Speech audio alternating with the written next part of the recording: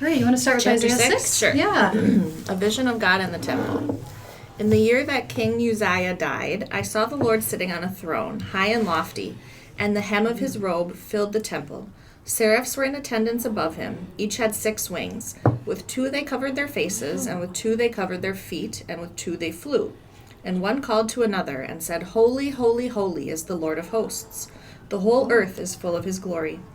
The pivots on the thresholds shook at the voices of those who called, and the house filled with smoke. And I said, Woe is me, I am lost, for I am a man of unclean lips, and I live among a people of unclean lips.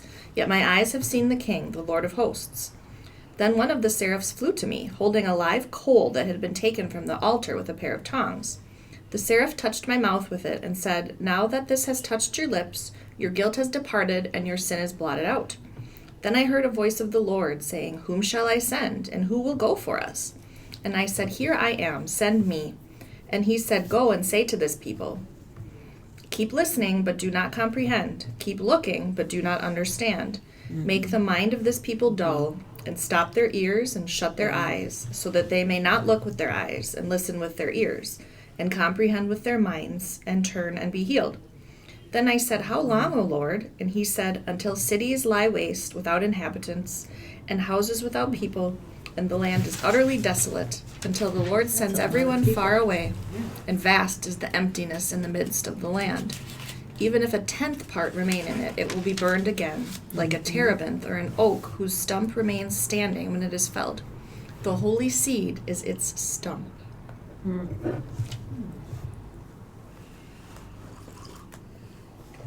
It's amazing how many bits of this immediately make music in my head because Yes. I think of the Yes, songs yes. that pull They come from. from. Yeah. Yep. That's great. Yeah. I remember it's a year ago that I learned that seraphs are literally winged cobras. Oh. Yeah, so that gives you a different picture. Yeah, it does. I wish you wouldn't have done that to me. Yeah, I know, I'm sorry. You were like, oh, seraphs. Yeah. Well, they had to have, Cobras. I wonder if they just had like a But they have- cobra's that's head a because they have seraphim, feet. They have feet. right? Yeah, And yeah. what's the other one? Then there's the, Well, there's But they could've been like- cherubim. what are they? In Egypt, they had You gonna ruin that had too? creatures that was Well, like I think that they're That's the true. weird looking ones with all the eyes Okay. and wings. But I think that's metaphor because eyes mean wisdom. Okay. So if you say someone has beautiful eyes, that their soul is good and they're wise. But you know, Okay. people like to take it literally and draw these creepy little balls of eyes with wings and say it's cherubim. Yeah. There was a cherubim who looked a lot like that described in the book A Wind at the Door by Madeline L'Engle. Yeah. He's actually quite nice. Yeah. Yeah. Well, do you want me to read on? Yeah. Why don't you read on? We'll kind of put it together. Okay. In the days of Ahaz, son of Jotham, son of Uzziah, king of Judah, King Rezin of Aram and King Pekah, son of Remaliah of Israel, went up to attack Jerusalem, but could not mount an attack against it. When the house of David heard that Aram had allied itself with Ephraim, the heart of Ahaz and the heart of his people shook, as the trees of the forest shake before the wind.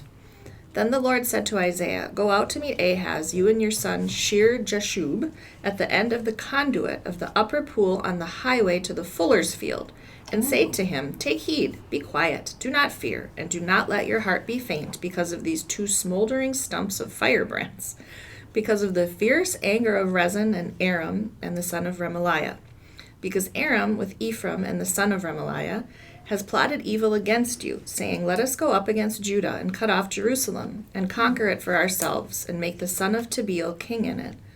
Therefore thus says the Lord God, It shall not stand, and it shall not come to pass, for the head of Aram is Damascus, and the head of Damascus is Rezin. Within 65 years Ephraim will be shattered, no longer a people.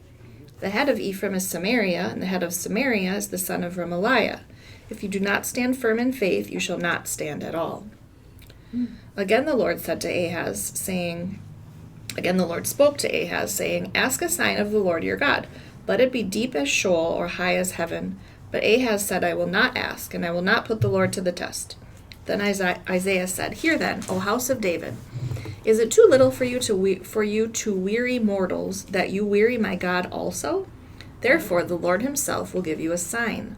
Oh, Look, yes. the young woman is with child, and shall bear a son, and shall name him Emmanuel.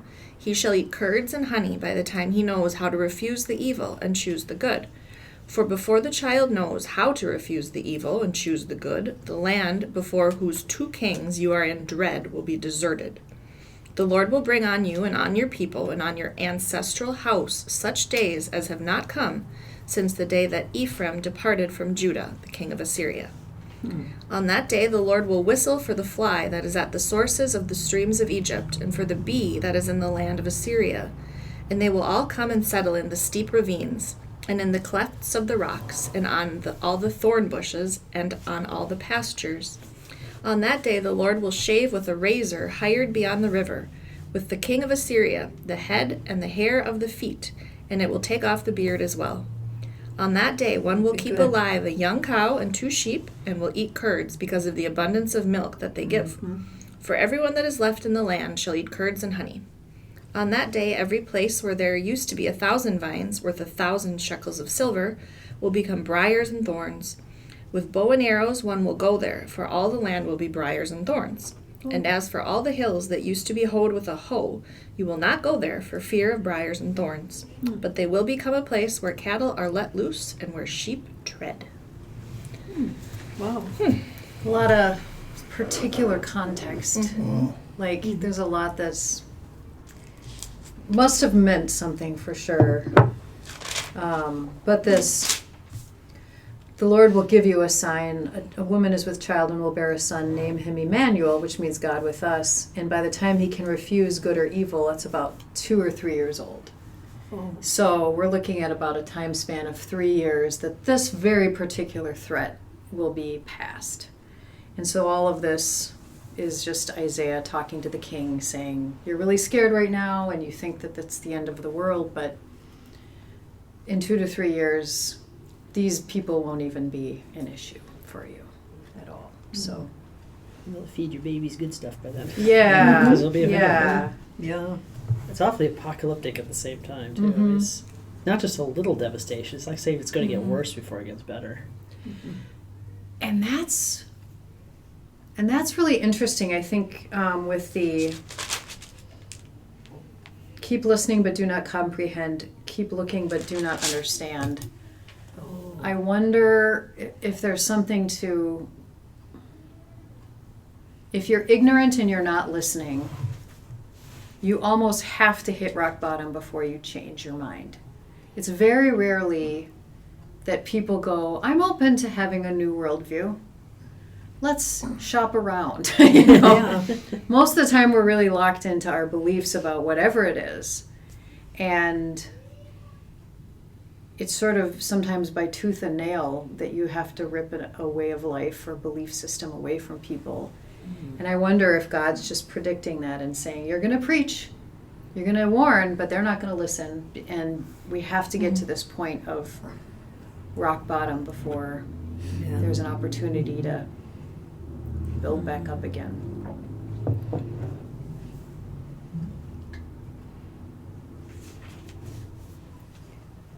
That's probably where the Yeah. greatest growth is. Yeah. I hear about people who've had like near-death experiences and they become like completely changed. That's as rock bottom as you can get. Right. Definitely.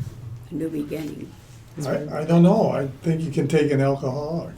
Yeah, that's another good example. That's being alive and still dead Yeah. is going to be the worst, I would think. Yeah. But the potential for the greatest growth. Yeah. Yeah, it is. It's one of the best metaphors, I think, in the wandering of the wilderness is they're moving towards the promised land and they're being fed daily, but they're choosing to be miserable because they want the suffering they know rather than the discomfort they don't know. And I think it's such a great metaphor for people that you might be moving towards something good, but you don't know. You don't know when, you don't know where, and you'd That's rather, wear it, yeah. you know, This it's, kind of. people will stay in bad situations or, you know, before, yeah. Or like your sermon, use our joy while we're in this process, Yeah. maybe. Yeah. And so when that time does, we can share our joy more. Yeah. Maybe. Yeah. It says, if you do not stand firm in faith, you shall not stand at all. And joy can give you so much hope. And Mm-hmm. that gives you strength Yeah. to keep Yeah. your faith. Yeah, I've heard that from a lot of different spiritual teachers in the last 5 years. They keep saying, Oh. it is to the benefit of the powers that be that you feel powerless, helpless, hopeless, cynical. Mm. Then they win. But when you continue to take care of yourself and get sleep and get food and find things that bring you joy, you're less controllable. And then especially when you unite with other people and come together and work together, then you're a threat. Then you're a problem. Yep. Yeah. That's when faith can move mountains. Yeah. Absolutely. Yeah. I think about how black churches from the beginning were places of just like dancing and singing and clapping and joy because they needed that. It was so fundamental to their survival. And yeah, Good example. as Lutherans were not. All right, everybody, We're really getting clap down and now. move your body, like work some of that trauma out. Like, how dare you? That would be embarrassing. How dare you? Traumatizes us to have to do that. Sometimes I clap during the songs in there, but Mm-hmm. It's it doesn't come naturally to No. a lot of people. No, Yeah, right, no. I get it. yeah. I was in a service at chapel at St. Olaf, and when there was a guest preacher, and people were swaying like this. Because Tiny. there was this gospel choir that was touring, and he called us out on. that's great. You guys must all be Scandinavians. Yeah. Yeah. There's a clue here. Okay. You only do that when you're cheering for your team. Right, yeah, that get crazy. Well, we were really got down. We were going like this. Yeah. Yeah. On fire. The foreshadowing too is interesting. Like you had said in your sermon about it can be both. So like in verse 14 and 14 that the woman will be with child, she'll bear a son, you'll call him Emmanuel. Like so I liked when you said it can be both. So this can be about Jesus and it can be what this guy needed to hear right then. Yeah. Yeah. Which is Yeah. kind of cool. Yeah. To think about something maybe that's going on right now for us, but that could also be beneficial to someone Yeah. 100 years from now. Yeah. Yeah. Well, we know that it's not like something like the 5th century or something we started deciding this was prophetic. No, people at the time were naming their kids Emmanuel because they were hoping that That was the one. things would change. That was the one.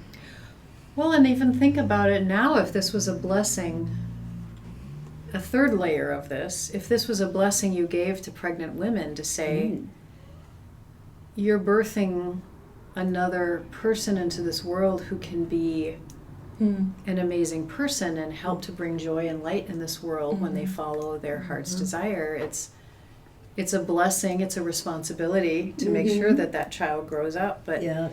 every child is a reminder of God with us. So it doesn't have to only be Jesus. Right. Yeah, it can be all of the above. Many Could be, layers. could be nice. Yeah. That's a neat way to look at it. Well, nature. Hmm? Nature, seeing how it just keeps going like that, what Yeah, a blessing it every is. crop is, and everything Yeah. else like that. Yeah, It's all money, all around us. yeah, yeah. Kirsten, do you want to read 8? Then the Lord said to me, take a large tablet and write on it in common characters, belonging to Meher Shalal Hashbaz, and have it attested for me by reliable witnesses, the priest Uriah and Zechariah, son of Jeberechiah. And I went to the prophetess, and she conceived and bore a son. Then the Lord said to me, name him Maher Shalal Hashbaz, for before the child knows how to call my father or my mother, the wealth of Damascus and the spoil of Samaria will be carried away by the king of Assyria. The Lord spoke to me again. Because this people has refused the waters of Shiloh that flow gently and melt in fear before Rezin and the son of Remaliah, therefore the Lord is bringing up against it the mighty floodwaters of the river, the king of Assyria in all his glory. It will rise above its channels and overflow all its banks. It will sweep on into Judah as a flood, and pouring over, it will reach up to the neck, and its outspread wings will fill the breadth of your land, O Emmanuel. Band together, you peoples, and be dismayed. Listen, all you far countries. Gird yourselves and be dismayed. Gird yourselves and be dismayed. Take counsel together, but it shall be brought to naught. Speak a word, but it will not stand, for God is with us. For the Lord spoke thus to me while his hand was strong upon me, and warned me not to walk in the way of this people, saying, Do not call conspiracy all that this people calls conspiracy, and do not fear what it fears, or be in dread. But the Lord of hosts, him you shall regard as holy. Let him be your fear, and let him be your dread. He will become a sanctuary, a stone one strikes against. For both houses of Israel he will become a rock one stumbles over, a trap and a snare for the inhabitants of Jerusalem. And many among them shall stumble, they shall fall and be broken, they shall be snared and taken. Yeah. Bind up the testimony, seal the teaching among my disciples. I will wait for the Lord, who is hiding his face from the house of Jacob, and I will hope in him. See, I and the children whom the Lord has given me are signs and portents in Israel from the Lord of hosts, who dwells on Mount Zion. Now if people say to you, Consult the ghosts and the familiar spirits that chirp and mutter, should not a people consult their gods, the dead on behalf of the living, for teaching and for instruction? Surely those who speak like this will have no dawn. They will pass through the land, greatly distressed and hungry. When they are hungry, they will be enraged and will curse their king and their gods. They will turn their faces upward, or they will look to the earth, but will see only distress and darkness, the gloom of anguish, and they will be thrust into thick darkness. Oh, that's unpleasant. Yeah, I know. Thanks for the uplift. Yeah, right? Now I'm We're positive. building up to the big 9, right? So I have a note. Well, the note here actually says, when you sanctify and fear God, but this is not what the crowd fears. And I thought that was an interesting note when it says, fear the Lord, dread the Lord. And I thought, that doesn't sound fun. But this interpretation was, you're so scared of everything happening around here, there's no trust. Oh. So you're putting way more energy and your behavior's being marked by what's happening around you versus your trust in God. And fear has sometimes been used as respect, but if I take that kind of idea away a little bit and say, every time we fear, we're not trusting in God's love. Oh. And God's presence, that God will ultimately be. And that sounds bizarre, except that I hear stories of people in the most dire of circumstances who find this peace in their heart. Literally, they're like Bonhoeffer. He was killed. He was hung, and he was in peace right before that happened, and was able to be this loving presence. And I think of Corrie ten Boom, and we got to meet all of these interesting people. So it is possible to be in the midst of very scary circumstances and have completely surrendered to God and to not be afraid. Oh my goodness. Yeah. I would think fear is a waste of energy. Oh. Yeah, A yeah. waste of energy. Yeah. You might it's an instinct, it's a God-given wonderful instinct to be aware of. Yeah. But to linger on anymore is, and let's say it's a little easier said than done. Yeah. But Definitely. without a doubt. But It is interesting because we're never quite sure when fear and proper caution overlaps. So on my vacation, we were in this little town in the middle of nowhere, and I wanted to go out for a little walk, and my friend Dawn says, take your phone. I'm like, I never take my phone walking. And she goes, take your phone. Okay, Mom. But I felt fine, but she has such more of a... I remember in Rochester, we lived a couple houses down, and she would bolt lock her door because she grew up in Tucson. She grew up in a, very rough place, so she just mentally is prepared for that. Whereas I was coming from the opposite thing. I only learned to bolt, certain times in certain places. And you think, well, when is your fear justified and when is your fear coloring your reality to the point where you're prevented even from doing things you want to do because you're afraid? Yep. Mm-hmm. That's a hard one for us to... Yes, it Resonate. is. Yeah. Yeah. Well, do you want to read 9 now, and we'll Sure. get to the big Yeah. finale here? But there will be no gloom for those who are in anguish. In the former time he brought into contempt the land of Zebulun and the land of Naphtali. In the latter time he will make glorious the way of the sea, the land beyond the Jordan, Galilee of the nations. The people who walked in darkness have seen a great light. Those who lived in a land of deep darkness, on them light has shined. You have multiplied the nation, you have increased its joy. They rejoice before you as with joy at the harvest, as people exult when dividing plunder. For the yoke of their burden and the bar across their shoulders, the rod of their oppressor you have broken as on the day of Midian. For all the boots of the trampling warriors and all the garments rolled in blood shall be burned as fuel for the fire. For a child has been born for us, a son given to us. Authority rests upon his shoulders, and he is named Wonderful Counselor, Mighty God, Everlasting Father, Prince of Peace. His authority shall grow continually, and there shall be endless peace for the throne of David and his kingdom. He will establish and uphold it with justice and with righteousness from this time onward and forevermore. The zeal of the Lord of hosts will do this. Okay. So I have a note that says, a child or son, the divine birth or adoption of the king was announced on his coronation day. Wonderful Counselor, Mighty God, Everlasting Father, Prince of Peace were coronation names like those given to Egyptian kings. Interesting. Yes, it is. So those are titles. These are Essentially. titles, yeah. Yeah. So it's appropriate to capitalize them. Yeah, that's been done.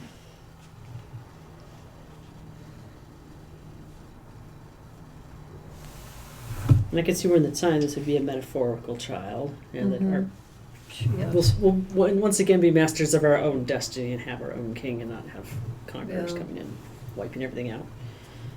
But it also works so well as a prophecy of Jesus. Mm-hmm. It's so hard not to sing Wonderful Counselor, Mighty God. Well, and also, if this is what you think is the promise of the Messiah, it feels very earthly kingdom. Mm-hmm. You know, his authority shall grow. There shall be endless peace for the throne of David and his kingdom. He'll establish and uphold with justice and righteousness from this time onward and forevermore.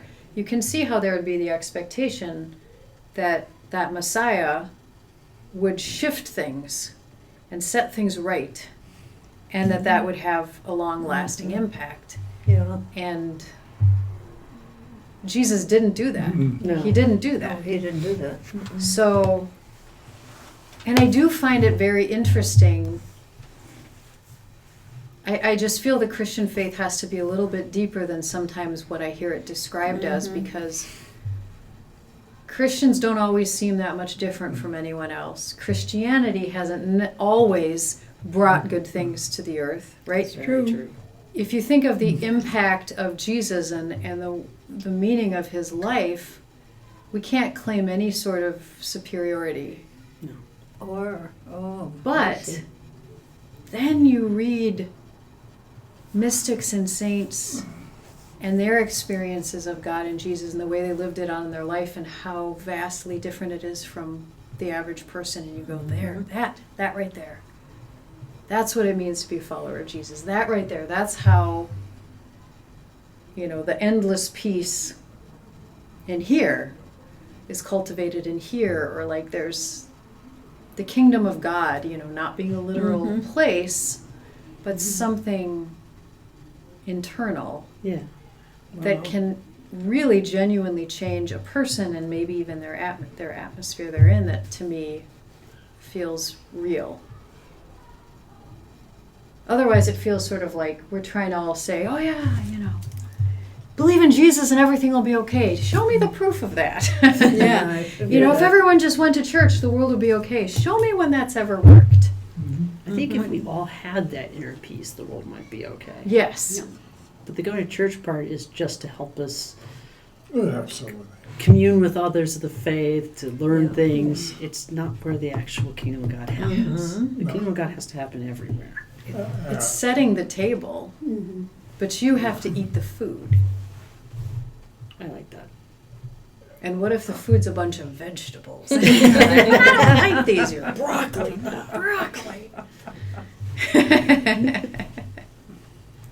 So, I got a couple, we have a Bible study on Saturday, and my sister and I get together for something like this. And all this stuff, we keep, going through, like this, like this. Come on, when is that gonna, I think all this stuff, we need to pray that it leads me to try to find some way that I can use my gifts to make this world a better place. This here, goody, okay, like that. But if I'm spending all my time doing this, I'm really missing the boat, and I'm really missing the boat. Yeah. I'm really missing the boat somewhere along the way here. And I'd like to hope that my prayers start leading to, what do you want me to do with this? Yeah. What do you want me to do with this? Because Yeah. this is, Yeah. and the arrogance of myself to think that I'm going to figure this out, is beyond me. It's just weird, and I just think that it's got to move on forward. Yeah. That's good. That's really something. There's this image of eating the word, and it Okay. tastes like honey, sometimes bitter, sometimes like honey. And you can find lots of people who can recite Bible verses like nobody's business. They have read a lot of Luther, and boy, they know the doctrines, whatever. Yeah. But they're kind of jerks because they use it as a way to feel superior. I've never ever done that ever in my entire life. Great. Never would I have left seminary feeling somewhat more superior Yeah. in my knowledge, but so what? Mhm. Because all of that is just the tomato cage that's supposed to hold something up, that's supposed to get you. Then you eat the word and you let it become a part of you. You live it out. And if you're not willing to, and then eventually the cool thing is once you embody it and you live it out, you sort of stop needing to pay attention to all the little futzy things because you've figured it out. Like you have to tell little kids not to take each other's toys and not to hit each other, but you hope that at some point they understand empathy and compassion enough that you don't have to tell them these things. The same thing is true with our faith. We're given little basics as we grow so that eventually, so to have a bunch of adults banging each other over the head with the Bible, it's just kind of, we should have gotten over that when we were 11. Yeah. And it's interesting how we get trapped in that, because then the part of us that wants to feel better than other people feels really good because Yeah. I can quote this Bible verse at you and now that makes me smarter than you, and Even that, Yeah, their it's the understanding unbelievable. is superior to theirs. yes, Yeah. which means you haven't really understood it, right? Right. Yeah. Right. Because if missed the you really point. understand it, it feels different inside. Yeah. It feels like this heartachy, loving, humble call that takes you into really interesting places and not, Yeah, no, I hope the bill will realize that. Step 2. yeah. Yeah, there's a neat way that I have been learning to look at the Bible differently, and it's, don't worry if this literally happened or what was literally going on. Let's just put that aside for now. We're not arguing about whether it did or didn't happen this way or what it meant. Pretend this is an allegory for our life right now. Who is Isaiah? Who are we? Who is the king that's freaked out about stuff? And where is the message for us in this very weird little story? So each deal here, and I was going to ask here, that maybe we could just come up with or something.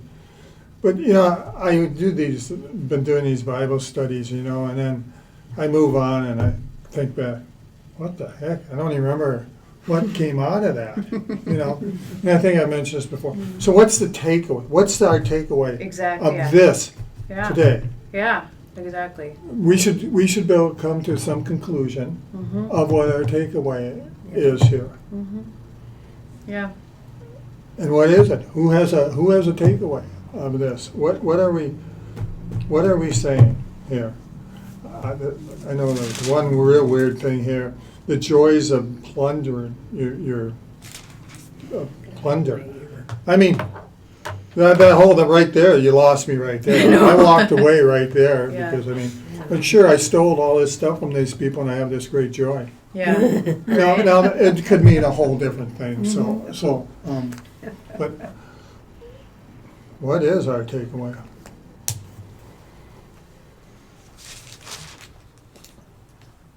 I think that we should not be obsessing with the material things that and people, agencies that might hurt us someday, that, but they might do the wrong thing, they might do the wrong thing, instead focus more on what is good about life. And use that to give us hope that we're going to get more of that. And others will get more, and they'll know it too. Instead of fixating on, this politician said something I didn't like, so I got to tell everybody about it. No, focus on, weren't those auroras cool? Everybody go look at that. And that can seem trite, but if we're focusing on, look, the world is full of wonderful things. Yes, it is. And people who do wonderful things will have hope instead of fear.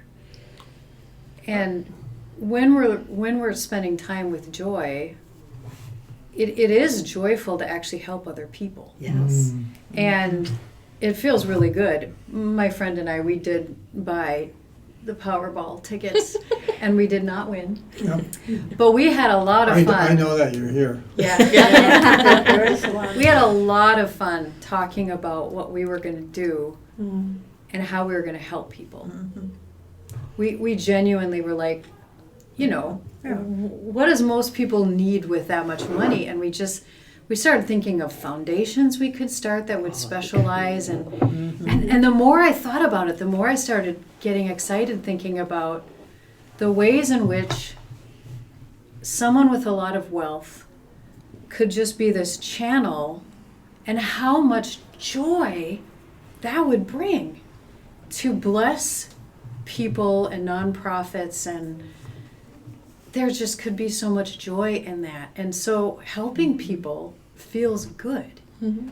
So you hear about something and it breaks your heart that it's happening, and sometimes we feel like, we have to sit there and just like cry and feel bad about it and let it ruin our day. But sometimes if there is something we can do, we do that. And if there isn't, we can just bless and release and hope that someone else somewhere, that their heart's desire matches that situation and helps to bring. So I don't think making the world a better place and sharing and serving others and being in joy are counterintuitive. And I think there's something here about love and trust being greater than fear.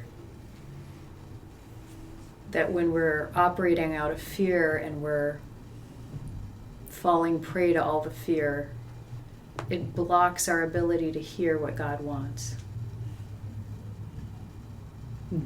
I think that's going to be my takeaway here. Mm-hmm. And the thing about fear is that Yes. it's blinding and it's crippling. Yeah, this was awful. And it doesn't do, you can't, what does it, instinctive things different than fear. And Yeah. I guess I'm going Yeah. to walk with that one. So I can say again. You got one.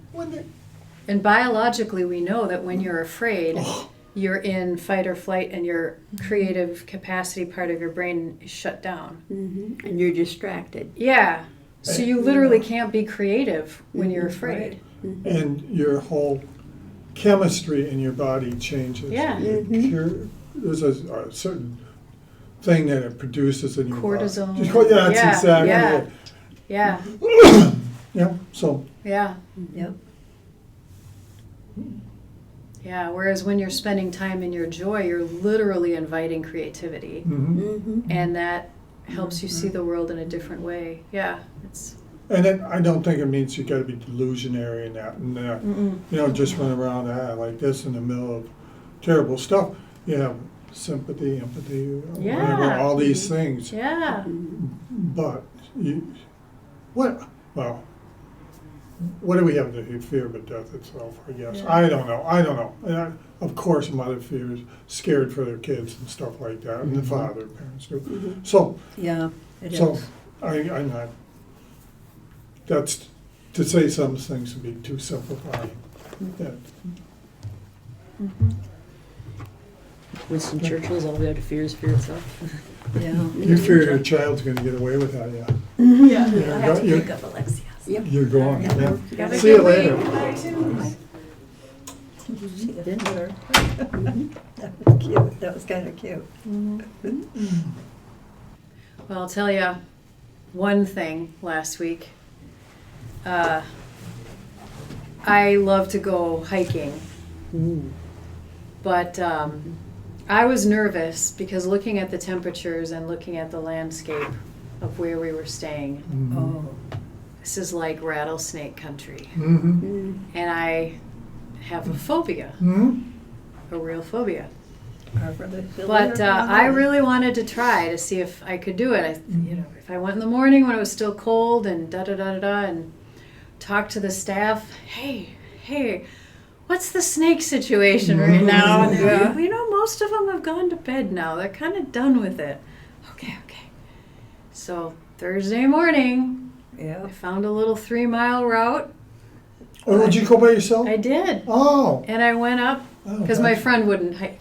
Did you take your phone? Save for a. You took your phone. I did Yeah. only because then Yeah. I had the route on there, and it was fine. Cool. No little reptile buddies at all, and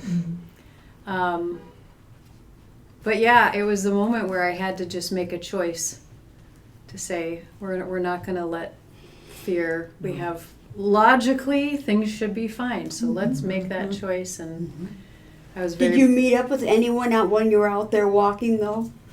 No, when I got to the top of the hill, which I was wanting to do a nice communion with the mountains, and I get to the top of the hill, and there's a truck that says Customs and Border Patrol. I'm like, oh.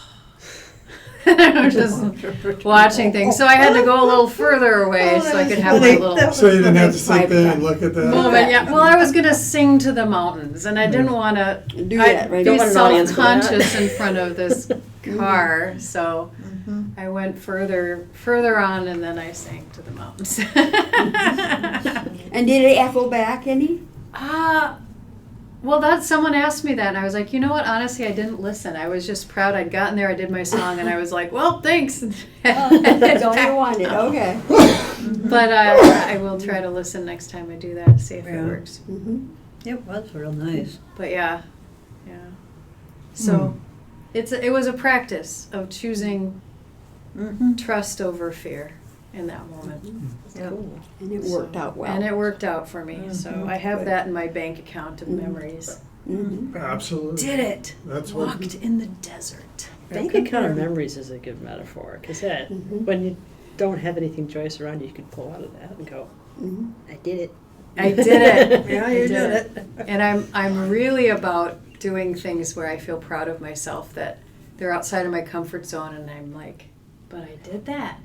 Mhm. I think that's a great thing. So just what you said, to draw on at certain times. Mhm. Because Yeah. the pleasantries that go in your brain when that is, it's just wonderful. Mm-hmm. Mm-hmm. Yeah, Mm-hmm. really strong, nice thing to have in your pocket. Mhm.